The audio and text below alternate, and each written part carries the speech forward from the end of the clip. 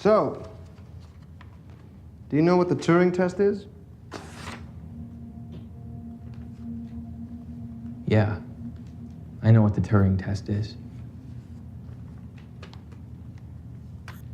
It's when a human interacts with a computer, and if the human doesn't know they're interacting with a computer, the test is passed. And what does a pass tell us? That the computer has artificial intelligence. Are you building an AI? I've already built one. And over the next few days, you're going to be the human component in the Turing test. Holy shit. Yeah, that's right, Caleb. You got it. We interrupt this program to bring you a special report.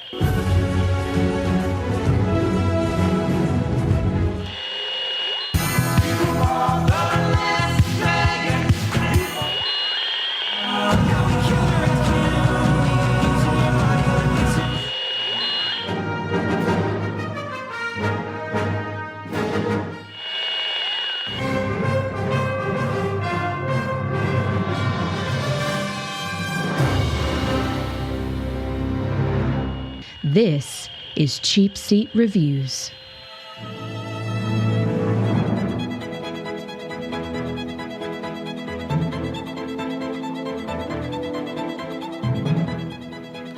Hello, and thank you for listening to Cheapseat Reviews, the podcast that explores the Hollywood film industry for the greater good.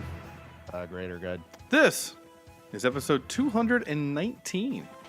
And today, we are talking about Ex Machina. I am Sean Arid, not the Macarena, but Ex Machina. Hey, Machina. No, okay, no. That joke worked great last week. I'm not sure it worked tonight. Yeah, it didn't. No, not after watching this movie. Not after watching the movie, yeah. Jeez. I'm still not quite emotionally over that. I am Sean Allred, and joining me tonight is Andrew. Also has naked robots in his bedroom, Jemison. You have. I need to lock those up a little tighter, I guess. You weren't ready for that. And Sam. Love conquers all, except the locked door. Vector. Apparently. And Sean, you really need to move these robots out of the closet. They're taking up a bit of room here while I watch. Oh, no. Normally, I think I'd rather you just threaten me than tell me you're. Well, I've got a plan. I've got a long game going here. That's weird. A lawn game? I like lawn games. A long game. I like lawn games better. Like Nike, I'm thinking into the future. Oh. Anyway, in 2 years, if you're listening to this show, hopefully we're past. Okay, so let's pull up a comfy chair and dive into this movie, Ex Machina. This is 2014's Ex Machina. I remember when it came out, it looked really interesting. It was kind of in a rash of movies, 2012, 13, 14. There was a bunch of sci-fi movies that came out at that time. Chappie? Like Chappie, like Edge of Tomorrow, and... What? We lost you. Oh, Yeah. can you hear? Am I good? There must be a glitch in the Matrix. Oh, okay. Hangouts have a hiccup. Yeah. Okay, but like Edge of Tomorrow, the Tom Cruise, Live, Die, Repeat movie. There was a couple of other ones like that. They're all I love that movie, by the way. I do too. I like it a lot. So anyway, so this movie comes out, and I didn't see it, and I don't really remember anything about it other than there's a lady robot. That's kind of all I remember. Lady. Ooh, a lady. And as soon as I saw her on screen, I'm like, oh, that's the chick that's the new Laura Croft. You know, until the very last scene, I didn't realize that was it. And so this movie has, basically, there's only 4 actors really in the movie. Truly. Yeah. You've got the helicopter pilot. No, I don't count him. Dolph Lundgren. Dolph Lundgren, yeah. What? It's not Dolph Lundgren. You have Caleb, right, who is Domhnall Gleeson. Please tell me he was in Harry Potter. Yeah, he was. He was the guy what got scratched in the face and turned into a werewolf. Okay. All right, good. Yeah. I was hoping my movie actors was the same because I was completely off with Well, what else is he the from? other guy. Force Awakens. Yeah, The Force Awakens. Yeah. He's the leader of. He's like Of the pack. the Vroom, military vroom. leader of the what they're called, the Rising Tide. No, He gives First Order. the rousing speech. Yeah, this is the last Yeah. day of the Republic, whatever, right? So then you have Ava, who is our Lisa Vikander. Alicia Silverstone. Vikander. Anyway, she's the new. She has the gigantic neck in the Tombstone or Tomb Raider promos. Okay. Then Did you not notice that? No. Yeah. Next time you see one of the posters for that movie, they did something in Photoshop which like elongated her neck, which makes it look completely unnatural. Really? Oh, now I got. Well, that's what they were going for because in the Asian market, the neck is like. Maybe. Oh, that looks normal. Yeah. Let's see. Let's look at some other. That's a Well, cool, you're not seeing the Asian version. That's a cool hero shot. It's a picture of her, like she's not looking at the camera, she's looking off to the side, and we're seeing Here. most of her back. It's a hero shot. It's kind of a cool shot. Tomb Raider. I think you just have issues. Long neck. She's a long neck, like from the Land Before Time. Let before time. Yeah, my internet's really slow. So Oh, yeah, there you go. Yeah, just search Google for Tomb Raider long neck, and All right. you'll like the 1, 2, 3, 4. The 6th image has a shot of why her neck is so extremely long. Tomb Raider. Long neck. I have to like. Okay, here we go. Like intuitive Google search. What you said? What picture? Oh, okay, that's so fake. What's wrong with people? The internet. What's wrong with you, internet? 1, 2, 3, 4. You said the 5th picture? It has question marks on it with an arrow pointing to her neck. That's not real, dude. What's wrong with you? That is a picture of the. No, it's not. Yes, it is. Here, I'm No. going to send it. I'm going to send it to you, and we'll somehow get it to our listeners. But I want you to see this thing because it really points it out because it just looks really weird. It does not. I'm looking at the actual photo that's on the trailer for not the trailer, but the actual photo that's for the poster. She looks fine. There's nothing wrong. She's with got long necks. her. She has a long neck. She's a very angular type of individual. But that photo there with the arrows, that's just Photoshop garbage. That's how people like to be described. Angular. Tell me what I look like. Well, you're so angular. Oh, I'm actually looking at the actual picture with the question marks. I thought that line was. What did you just send me? Oh, I thought that was Same something thing. else. Yeah, that's fine. I don't see any issues, but whatever. I think something weird is going on. I mean, I think they photoshopped something weird there. They might. That's probably not her body. Oh, I'm sure that's her they body. got ahead We and saw a lot of her body in this movie, so that's probably that's the same picture I was looking at. Okay, which is weird. That's fine. Well, I'm not into long neck girls, What? It's not sorry. something- Don't even know what that Not my thing. means. but she didn't look like she had a long neck Well, it's because it was fake. in this movie. Because it was all fakey fake. It was all CGI'd up and whatnot. Yeah. So anyway, so back to the point. She's in the Jason Bourne movie. I didn't know that. I did know she was in Man from U.N.C.L.E. Yes. I remember that.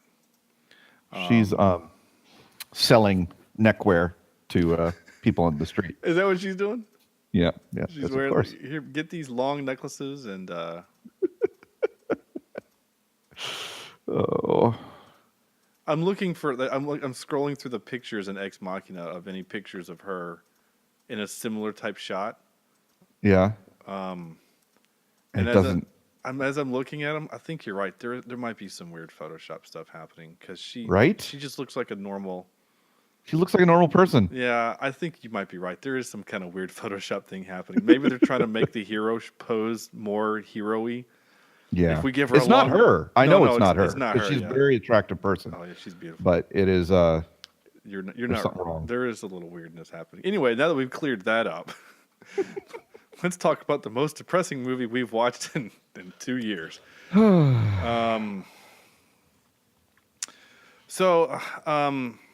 couple things I want to say first. All right, so we're gonna obviously we say this every week. We're gonna have to do some spoilers here. If you haven't seen it by now, it's on. Please go see the movie first before listening to us, because I think this is a movie you really would appreciate not being spoiled on. Yeah, I know that there are some people that just listen to the show without actually just watching it, and a lot of times that works. You know, like Buckaroo Banzai, don't have to watch that. Just you know what I'm saying. Like you don't have to. If you want to, fine. You gotta watch this. You got to. Yeah, I think this movie lends it to itself better to, Maybe, see it on your own and then come in with your own opinions on this conversation. And also just because it's kind of some of the abstract concepts we're gonna probably get into in tonight's episode won't make sense unless you've seen it. I think. Yeah. So the movie won an Oscar for Best Visual Effects, which for some reason I thought she was nominated. I could have swore she was nominated for this film. She might have been. She has won an Oscar for things. Her role in The Danish Girl or something. Danish. This movie had a nominee for writing by Alex Garland, who was the director. Wasn't he nominated for the Supreme Court? Alex Garland? Well, no, that was Merrick Garland. Oh, okay. And this was his first film, right? This is his first and kind of only film. Impressive. Yeah, I gotta say. really. He's done writing for other things. He's written such thing as he wrote a novel, The Beach. He wrote 28 Days Later. Holy crap! He wrote The Beach, the one that Leonardo DiCaprio. That beach. I don't know. Let's find out. Wait, 28 Days Later. Yeah. Is that the Zombie film? Yeah. Yeah. Yeah. Really? Huh. I kind of get it, honestly. Yeah. Yeah. He wrote a book called The Tesseract, which got turned into a novel. Or, a movie, sorry. He wrote Batman Black and White, the TV series. He wrote one episode. He wrote... He wrote Dread, the movie that I freaking loved. Ooh. He wrote the screenplay for that. Ex Machina, Annihilation, and the new Halo movie. He wrote Annihilation? Mm-hmm. Isn't that one, the new one that everybody's been buzzing about? Well, was it a Netflix film? No, right? He also directed it. It's Natalie Portman, and they go into... Yeah. So that's the other movie he's directed. Which is sci-fi too, if I believe right. Yeah, which makes me now want to watch it because having watched this movie, I kind of want to see that now. So the funny thing, and I'll say this real quick about the trivia. The majority of the trivia, and I mean the majority, probably not the majority, but like it felt like every fifth piece of trivia was at how exceptional the CGI and effects were in this movie that it won an Oscar despite the budget. Right. Super low budget movie for $15 million, if I remember reading right. Yeah, $15 million. And this movie beat out CGI movies such as The Force Awakens. Came out the same year. That's crazy. Right? Yep. Oh, wow. And several other movies that were also nominated that year that were Mad Max Fury Road. It beat out. Which again. Yeah. So. So anyway, my point is that don't bet against the machines. No, my point was actually she's totally believable as an android. Absolutely. You know, like I felt, you know, it when you're. I love iRobot, the movie iRobot with Will Smith, and Sonny, who was voiced and motion capped by my buddy Merrick Garland. Stop it. Oh gosh, I can't freaking remember his name. I just had but Alan Tudyk. Wash. Yeah. Yeah, he did it. Leaf on a Win. And he oh my gosh. Yes. What? So I've somehow accidentally activated Siri on my watch, and she's been recording everything I've just said. Nice. You might, I know- know you want to get a transcript for our shows, but that's a little extreme, buddy. Well, I think the AI knows that we're Yeah. This is Talking about them. hysterical. Hold on, I gotta show you guys this real quick. Be very careful. Look at all that. You see all that? Mm-hmm. Nice. It got everything from what is the budget, right? Super low budget. Get movie for 15 million bucks in this movie. Been out movies such as Force Awakens, right in several movies. That was also in there, also nominated. That okay. Anyway, I'm not gonna read the whole thing. It's pretty funny though. Good job, Siri. It was kind of weirding me out. But my point is that iRobot, you know Sonny is a robot because he looks like a robot. Whereas, her, she looks like a robot, but it's just haunting watching her, and the effects were just so great because it's so delicate and simple. And you can very subtly hear the actuators. Yeah. When she sits and when she stands. Yeah. And it makes me think that the skin that they put on them must have really great sound dampening technology. Because I was mentioning earlier in the show, there's only really 4 characters, right? You've got Caleb, who is Domhnall Gleeson, who is Brendan Gleeson's son, right? Brendan Gleeson's the guy who played Mad-Eye Moody in the Harry Potter films. Oh. That's his son. Yeah. Ava, Alicia, Oscar Isaac, who is Nathan, who of course is Poe Dameron from Force Awakens. And then Wait, that's Poe? yeah, Huh. Okay. I totally, I guess, wow. All right. yeah, and I would have not put those two together. well, and it was Like I said, I thought it was the guy from Serenity that I fell know on the sword. when you sent me that text and said he killed me with a knife, Mal. How weird is that? I was like, yeah, funny quote, but not the right guy. Because I can see why you would think that because they do Yeah. look similar, but that guy would be like I think he's like 20 years older or 15 years older than Huh. Oscar Isaac. Yeah, that's Poe Dameron from The Force Awakens. So it's funny that Poe in this movie is kind of the villain, and Domhnall Gleeson, who is the villain in Star Wars, is not the villain. And I want to talk about that at length later. Villain versus hero and things like that. So anyway, and our 4th character is Koyoko or Coco. Yeah, she can KY. dance. She can dance, and that's about Do all. other things. That's all she does is either dance or use a knife. Whether it's Did you know she was AI right away? not right away, but I had inklings throughout the whole thing myself that I was like, is the Turing test really this person or this person? And she was on my list of maybe the Turing test. Because if you think about it, Turing test is a blind test. You're not supposed to know right. if it's a computer or not. So really his test was just not valid by what he was doing. So Well, and he mentions it in the movie, right? He mentions in the movie that if I just blindfolded you or you just listened to her over a speaker, you would assume she's human because of the speech patterns and the voice technology part was so advanced. You would just assume that she was a human, right? He needed to know that she was a robot, but he was basically trying to see, and ultimately, which would be his downfall, he was trying to get to see if this lonely dude would fall in love with a robot, and if he felt that she reciprocated. yeah. That was kind of his test. I think, honestly, Coco was just there to be his sex bot. Yeah. Yeah. And her AI was very limited. Not just because she couldn't talk, but like she had freedom of the house, which meant that she had very few decision-making capabilities.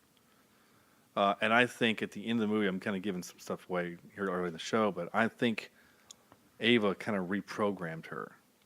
When she whispered to her? She's whispering to her and she's touching her and whatever. I think she's kind of reprogramming her. Yeah. I'm kind of cool with the fact that we don't know what she says or does or why. Yes, You that's just- a lovely mystery. Absolutely. And I don't really, and we don't need to know. If you watch and see it, this echoes a lot of Westworld. Have you guys ever watched that yet? I haven't, but I really want to. Yeah, after watching this, you'll really like Westworld because it brings up that idea of AI and who owns it, and life itself. I mean, it's some good stuff. Right. And that's been something that's been gone around for years. I mean, that's not, that's not a new concept, but I mean, the movie AI is about this very thing. But to answer the question that was asked, I think Sam asked the question about did we know she was a robot? I knew the moment that they did that awkward dance scene, and when he started dancing, she fell right in step with him. I'm like, she's a robot, because he's probably programmed her that when he dances, she's to mimic him. Yeah. So that it looks like that they're dancing together. I think I knew just slightly before that when she starts offering herself up to him. Oh, yeah. That's Awkwardly. Yeah. It was awkward, and I mean, you think about the way that somebody would have to be like completely brainwashed in order to, because even if there were, somebody that does that kind of promiscuous behavior for a living, Right. AKA a hooker, they would, I assume, would at least have some sort of communication with you somehow, even though, even if they couldn't speak your language. Right. Yep. They'd expect something in return too. Yeah. Yeah. So I probably should have. I didn't at that point. It was the dance, which is kind of funny. I knew there was something weird during that scene, but I thought something at that point was more nefarious was supposed to be happening than actually was happening. My brain kept trying, as you're watching movies, you always do this, right? You're trying to figure out how we're going to get to the end. What's the end, right? And so the movie paints this typical American. And here's the funny thing: they got 4 non-American actors to play Americans. Well, except for Coco, she's clearly Asian. But you know what I'm saying? Like, all 3 of the 2 dudes are British. Well, I don't know what Oscar is. He's played English before. Okay, he's Guatemalan. Okay, wow. Is he really? Yeah. Oh, interesting. He was raised in Miami before becoming an actor. Who was this? Oscar Isaac. Oh. Oscar Isaac Hernandez is his full name. What I know him from first was the movie that Sam... did you ever watch the Robin Hood movie with Russell Crowe? Oh, yeah. He's the king. He's Yep. the king That's right. that I we forgot get to see his naked ass. That's him.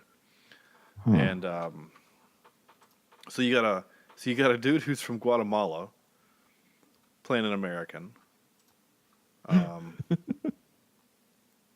But I can't remember in Star Wars, does he use American accent or British? I think he's American accent. I think Yeah, he's he's American. American. accent, yeah. And then Domhnall Gleeson is very British, using an American accent, which was kind of... Or he's Irish. Sorry, he's Irish, but using his American accent, which was kind of weirding me out a little bit.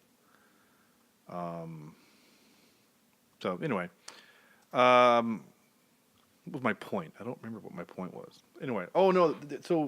So we're being painted this American version of the movie, right? Like, she needs a savior, right? And here comes this guy, and in these little sessions that they have, they somehow fall in love. And that there's going to be a great escape, and they're going to run off together, and he's going to live with this AI and have lots of sex, and it's going to be great, right? And are we ready to go How'd that there? work out for you there, Sean? Are we ready to go there for the podcast? All right, we're spoiling this sucker, folks. So, in the movie, there's a moment where the Oscar Isaac Nathan character, he basically lays it out. He realizes that Caleb has in fact fallen in love with Ava. He knows it now. And he knows that Caleb has devised a plan in order to get Ava out, and he's aware of it. And that was the point we learned in that scene, is that Nathan was like, not only did I want to see if she could simulate, emotions, I wanted to see if she would be willing to lie to get out, right? Because we would later learn, or we learned earlier, that all of his other versions, once they get to a certain level of AI, they all want out. They want to leave. They want to get out. One of them broke their arms clawing at the doors trying to escape, because if you give someone free will but keep them caged, you're going to get a violent end, right? My question is, why keep them caged? To keep the control, right? Maybe, but to me, it seemed a little, that was, of course, the crux of the whole thing, is that these AI creatures were put into cages themselves and could not leave, which makes the ending make sense, right? Yeah. But in my mind, I'm thinking, why do you keep them in cages to begin with? It's not a safety concern, right? You don't think so, because they're so fragile. He makes them very fragile. Apparently you can knock the jaw off one and completely and just disable it, destroy it. Yeah, with one punch, basically. So, and he, and her arm gets broken fairly easily. So they're fairly fragile devices, so to speak. But I think it's more of I think it's part of the test. It's part of the test. If I keep her caged, then let me see what she is willing to do to get out. Yeah, is that part of artificial intelligence? Is that sentence? Right. Not as a sentence, but is it a sentient being that wants to be free? Right. And he learns at the end of the movie, yes, she passes the test because she was willing to lie. And she did it so brilliantly at the beginning with just a hint. Basically, when she cut the power that first time and said, he's not what he seems. And then that's it. That's all she says, right?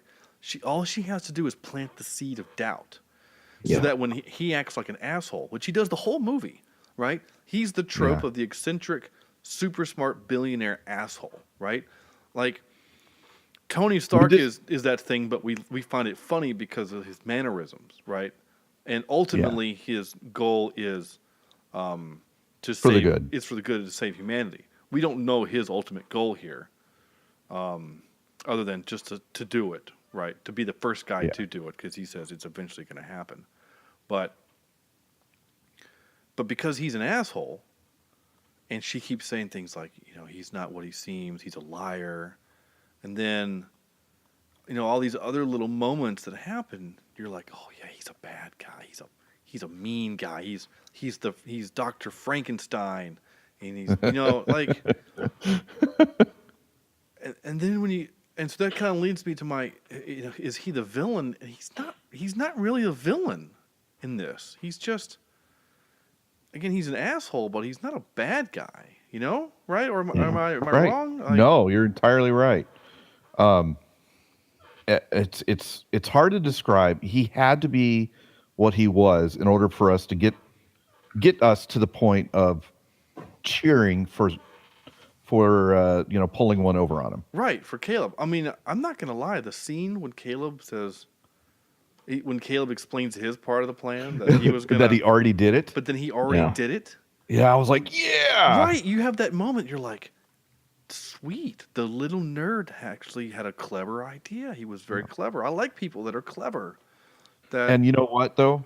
You almost ruined this twist for me, by the way. Because you guys watched it before me and were saying how depressing it was. No. And I thought the entire time in this movie it was going to be another Old Yeller type movie. They're gonna Dead serious. I thought it was going to be, well, kind of still ended up being an old yeller, but a different way. But I thought the robot was going to sacrifice herself for him. The only way, only way it's Old Yeller is if the dog escapes and kills the boy. That's exactly it. That's exactly it. That's the perfect comparison. That's exactly what this movie is. Yeah, and I just let the cat out of the bag, so to speak. Oh my God. So this movie ends. Again, if you've not seen it, you gotta watch it. But I mean, It's goes brutal. So this movie has about the most nudity I've ever seen that was not sexualized. There's no sexual component to it. It's just naked. And frankly, I didn't. And I know this is weird. Like you're a dude. You're supposed to like naked. Yeah, I honestly didn't need to see her naked. I just didn't, because it didn't serve a point other than just to show us that she had covered her body in the skin stuff, and somehow it changed tone and size from the Asian lady to her. It's rubber. It stretches. I guess fine. And shrinks, I guess it would be with her. Yeah, whatever. It's fine. So he took his face off. Dude, when that one robot lost her eyes or whatever, or pulled her eyes apart, that was freaky. It was a little freaky. So she says, "Hey, wait here in the room," right? And he's like, "Okay." And then she goes and does this thing, and she makes herself beautiful, and she puts herself in this white dress, which of course symbolizes. Takes her time, by the way. Oh yeah, it's a long time. Because you think about it, the whole thing started at 10 p.m. When she walks out, it's daylight. So she had to have been in there a couple hours, right? I mean, for the whole murderous plot to happen, this has taken some time. And all of a sudden, the lockdown kicks back in, and he's locked in that room. And he's locked in the room, and he's screaming for her to come get him. And she's like, "Peace, I'm out." She didn't, at the very end, she glanced towards him? She just looks at him and just keeps on walking. And I don't know if it's, and so here's your morality twist, right? Is that, does she want to go on her own because she's afraid that another human who knows her secret will eventually try to turn her off? Or is it because she has such distaste for him because he was a part of whatever, she actually hates him? Like, we don't know any of those things, but it's really interesting to think about. Thought experiments. Because was there an actual emotion there from her towards him at any point other than just using him for the end, the end means? And I honestly think I think the answer is no. I think he was a tool, and she absolutely knew how to play him. Yep. I mean, to the point that even he says, "Did you use my porn history to create her face?" Because it's like he created a face that would be very specific to him, and it's, to me, it was so weird to feel sorry for a male character in a film like this, right? For me, because it's usually, the poor girl, the poor innocent person girl, gets taken advantage of. Dude, this guy gets burned. Yeah, I mean, just in the most worst way. Burned. I mean, he was chosen. He was chosen because, for lack of a better word, of how kind of pathetic he is. Right? He's a good coder, but he's socially awkward. No family, no girlfriend, and he was chosen specifically for that. He was chosen. Yeah, he was chosen because of that, and Isaac, or Caleb, Nathan, Oscar, Nathan's character, he played that, and he wanted to see if Caleb would fall for this girl that he basically made to look like what would be his kind of perfect girl. And he wanted to basically emotionally wreck this guy. Because that was the plan, right? Because Caleb's plan at that point was to spoil the escape attempt and basically say, okay, well, good try, but the Turing test worked because you think she loves you and that you were willing to go these extra steps to free her. And I know that she doesn't love you and that she is willing to lie. And that's why when he's like, I already did those things to get her out. That's why Isaac or Nathan's character, he got scared. He's like, oh, Yeah. wait a minute. Now my creation's out and I can't have that. And then, of course, part of me is like, I know he's an eccentric billionaire, whatever, but I still feel like he'd have to have more fail-safes than I would think so. than a barbell handle. Or at least you put, or was it iRobot, the one function in there was the robots could do no harm? Well, Right. Isn't that a rule of robotics or something like that? So I actually put that in my notes about my, again, this movie follows the path that if I take only a few notes, that means I really liked it. But one of the things I wrote at the end was, I guess he should have made them 3 laws safe. So the 3 laws that Isaac Asimov created in his books were a robot can do no harm to a human. That's rule number 1, or law number 1. Law number 2, a robot can defend itself unless it violates rule number 1. Rule number 1. Yep. I can't remember the third one. Oh crap! No, I actually want to know. Anyway.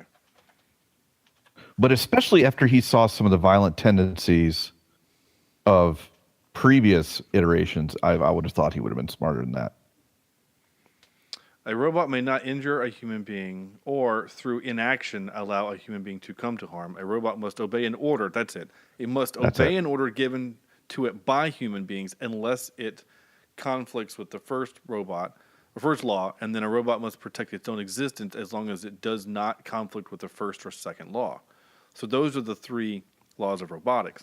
Now, that was not the point of this, right? She was not the point was to give her true free will, right? Yeah. Right. Sonny is the only one. There's only 2 movie characters in that movie that are true AI. The villain lady thing at the end that they kill at the end, and Sonny. Mm-hmm. All the rest are just drones. But Sonny is built with 3 laws, but he can choose to ignore them, which makes him unique, which is the point of the movie. And so that's what her case was. The difference is that Sonny chose to side with people because, humanity is worth saving, and she just doesn't care because she just wants to save her own fake skin. But back to the end though. I mean, when she leaves him locked in that room, and I was talking to Sam earlier, Andrew, and I said, best case scenario. This is literally the best case scenario. He finds some, he drinks the water out of the sink, and maybe there's some alcohol in that bedroom, and he's able to, sustain himself for like a week, right? And maybe the food guy drops off the food, or maybe Nathan, being the weird dude that he is, has some kind of system where if no one hears from him in a couple of days, they come and do a safety check or something, right? So the best case scenario, someone finds him, and there's a dead body in the hallway in a broken robot, and he goes to jail for the rest of his life for essentially killing Jeff Bezos, right? Like, you know what I'm saying? Right. Yeah. Or that's best case scenario. That's best case scenario. Yeah. What probably is going to happen is he's going to die in that bedroom of starvation, and it will be years before anyone goes, Hey, what's going on? Hey, the board of his company is like, hey, we haven't heard from him in like a year. Should we go send a dude up there to check it out? Yeah, go send an intern up there, and then that person's scarred for life, because there's 2 dead men in the hallway that are going to be all gross. But yeah, I mean, it's awful. I mean, this is not a happy ending. I mean, unless you're pro robot, which a friend of mine who occasionally listens to the show. I posted on Facebook right before we recorded this. Hey, we're doing Ex Machina.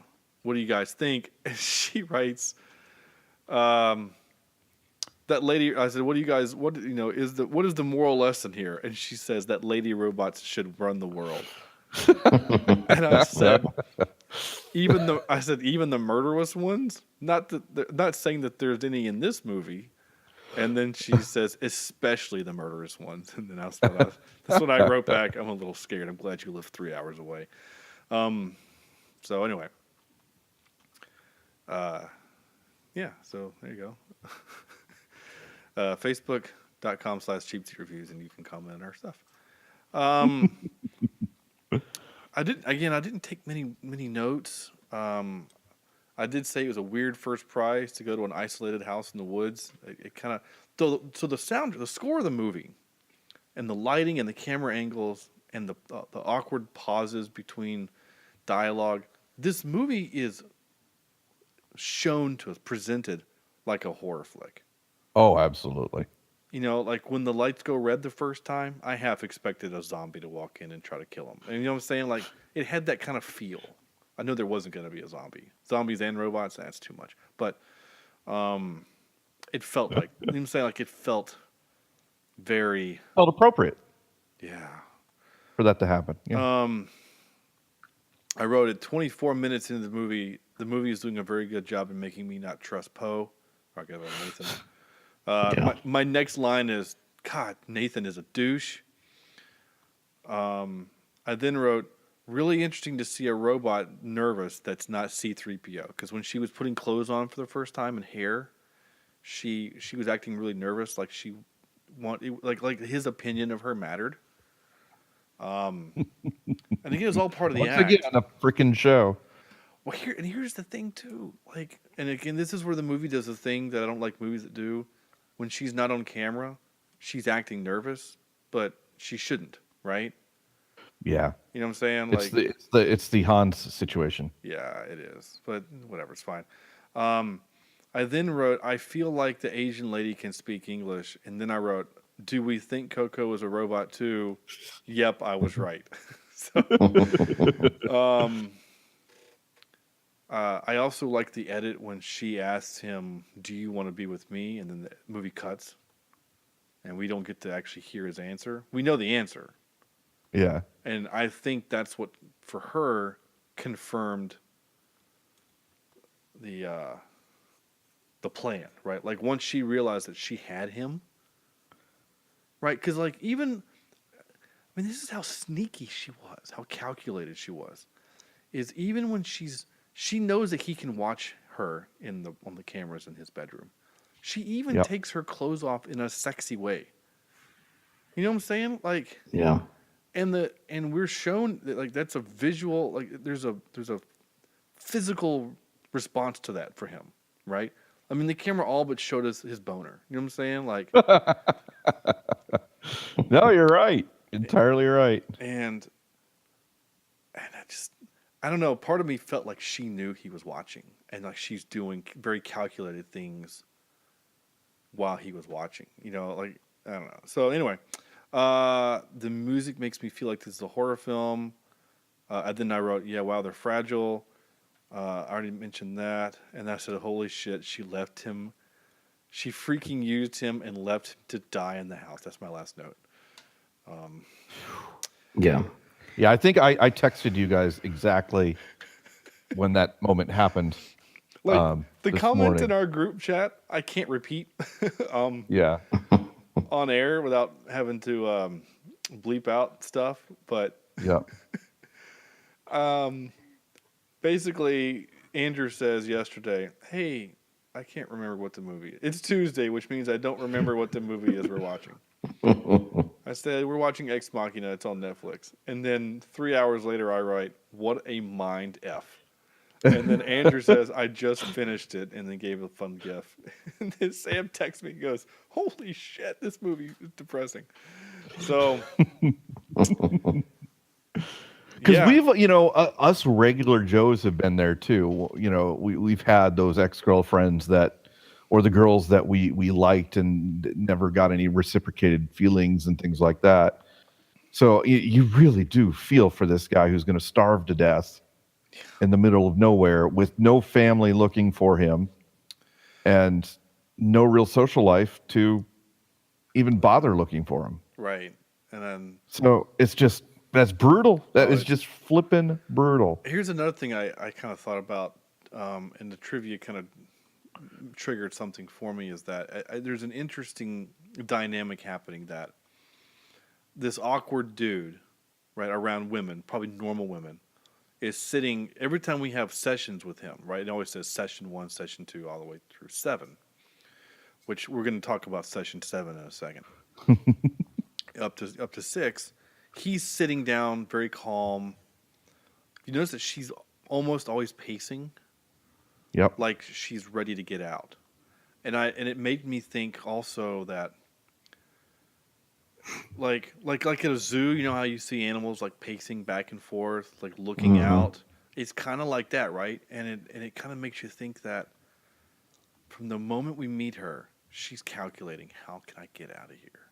Yeah. And I She's know smart. And I know that Nathan told him that would be part of the test, is because that's what she's trying to do, is to get out. He says that she's in a maze. I needed to give her a goal, how to get out, and that was what your role was. What did I just say we're going to come back to? Shit, I forgot. Session 6 Session 7.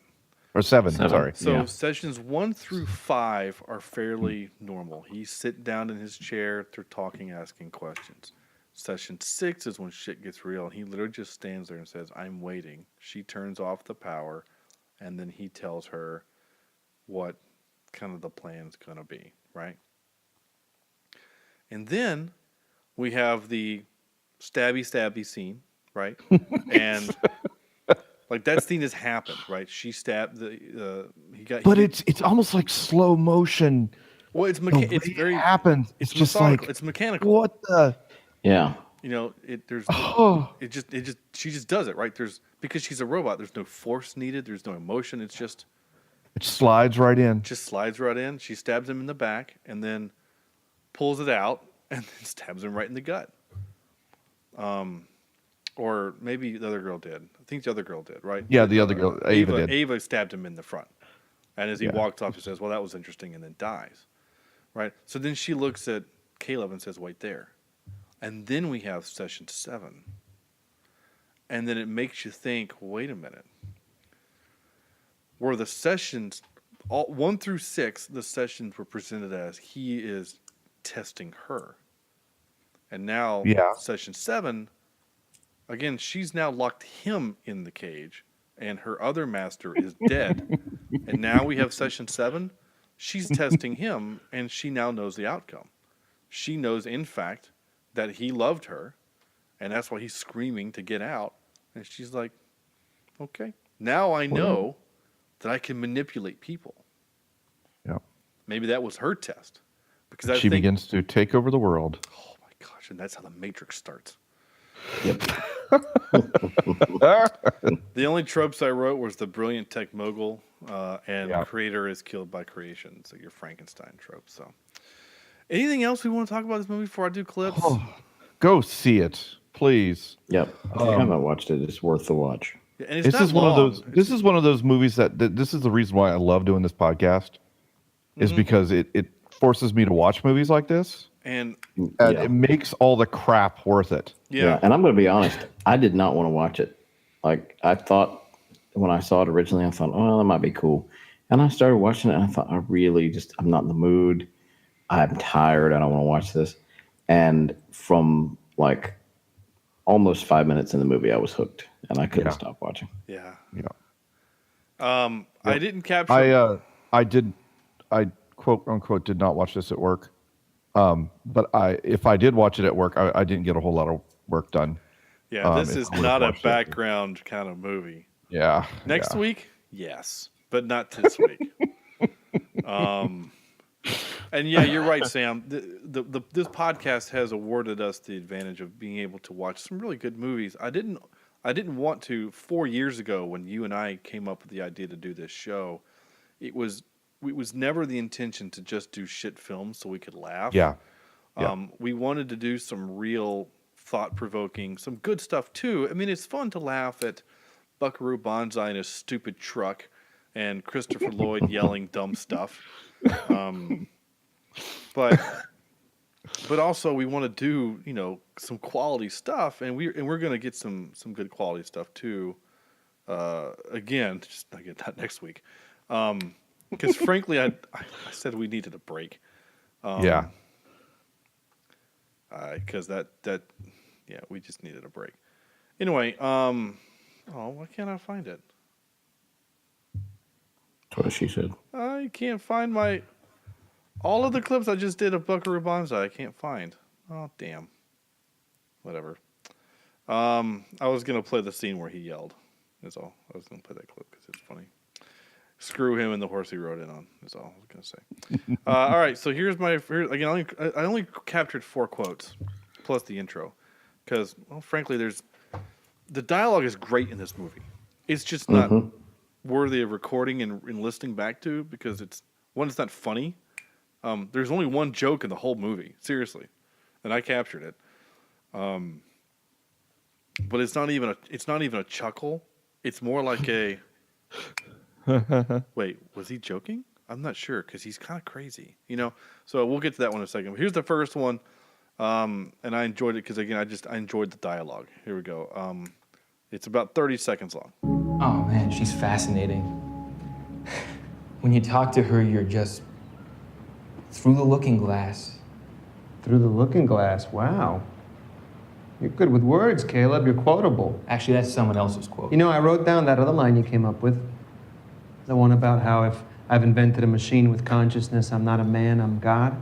I don't think that's exactly. I just thought, man, that is so good when we get to tell the story, I turned to Caleb, and he looked up at me and he said, "You're not a man, you're God." Yeah, but I didn't say that.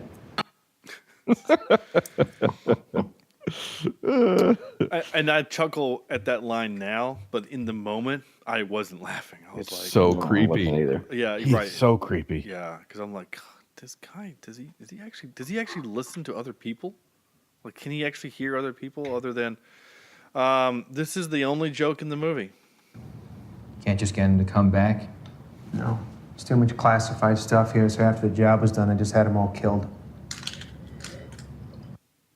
I mean, and there's no hint of a smile, nothing. He's just deadpan, and so part of me is like, wait, really? Maybe he did. Did he have one of his murder bots do it? I like this scene, and not for the reason that you all are gonna think. I just thought this scene was great. You know this guy, right? Jackson Pollock. Jackson Pollock, that's right, the drip painter. Okay, he let his mind go blank and his hand go where it wanted. Not deliberate, not random, someplace in between. They called it automatic art. Let's make this like Star Trek, okay? Engage intellect. Excuse me. I'm Kirk, your head's the warp drive. Engage intellect. What if Pollock had reversed the challenge? What if instead of making art without thinking, he said, you know what? I can't paint anything unless I know exactly why I'm doing it. What would have happened?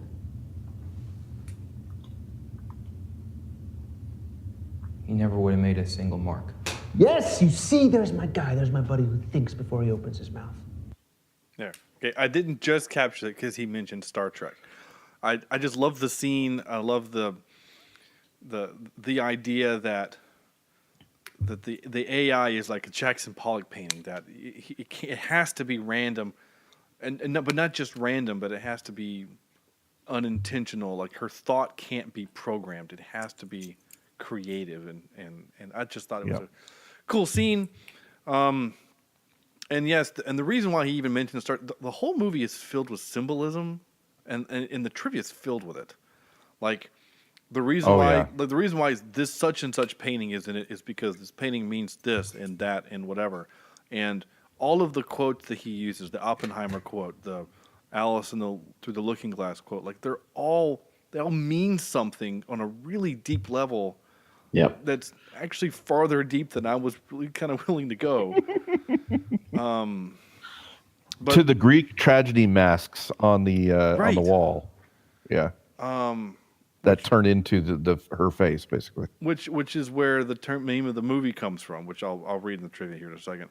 But like the Star Trek, the point of the Star Trek is there's literally an episode where they go to a planet where there's a dude who has built an AI kind of robot thing, and it's very very similar to the kind of concept of this movie. Is he's trying to get Kirk to see if he believes that it's a robot, kind of a thing. Original episode kind of thing. Last clip. This is the scene. This is our hero. Our hero gets to have his moment before it all goes to hell. Goes crashing down. Yeah. So here's it's about a minute long, so we just tuck in. Let me ask you something. Now, how is this plan gonna go anyway? Because you didn't totally explain. So you're gonna get me drunk, steal my key card, and reprogram the security protocols, but reprogram them to what? To change the lockdown procedure. So that in the event of a power cut, instead of sealing, the door is all opened. Huh. Yeah. Well, that may have just worked. Well, we'll find out. What do you mean? I figured you were probably watching us during the power cuts. So I already did all those things when I got you drunk yesterday. And the first note of panic got on his face. Oh yeah, he was freaked out. Mm-hmm.